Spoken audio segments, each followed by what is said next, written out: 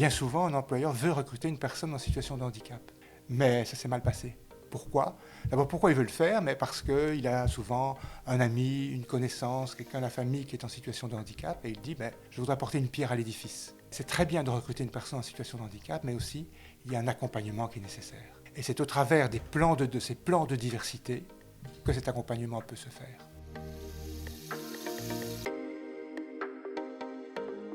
Alors en quelques mots, ce plan de diversité couvre bien sûr le handicap, mais pas seulement. Je reviens avec le recrutement. Bien souvent, l'employeur ne connaît pas ce monde du handicap qui a ses propres codes, ses propres langages, alors que l'entreprise a le sien. Si je prends la Ligue Braille, par exemple, que je connais un peu, je peux vous dire que bien souvent, les employeurs ont des préjugés dans le sens où, pour eux, la Ligue Braille sont des personnes non-voyantes. Mais non, ce sont des personnes malvoyantes. Et là, donc, l'idée, c'est de les mettre en contact avec des partenaires qui vont pouvoir proposer des candidats comme stagiaires.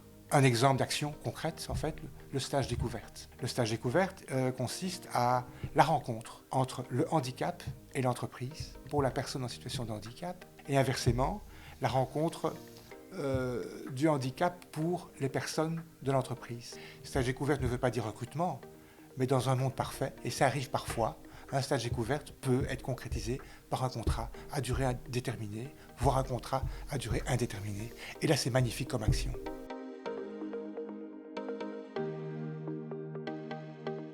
Il y a aussi la communication interne et le positionnement externe. Comment la structure, l'entreprise se positionne par rapport au handicap. Et là, j'aime bien de reprendre l'exemple du site internet. Rendre le site accessible aux personnes malvoyantes est également une action type d'un plan diversité.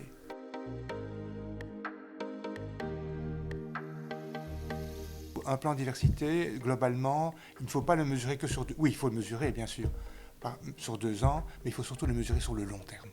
Et c'est là que l'on voit s'il y a évolution ou pas.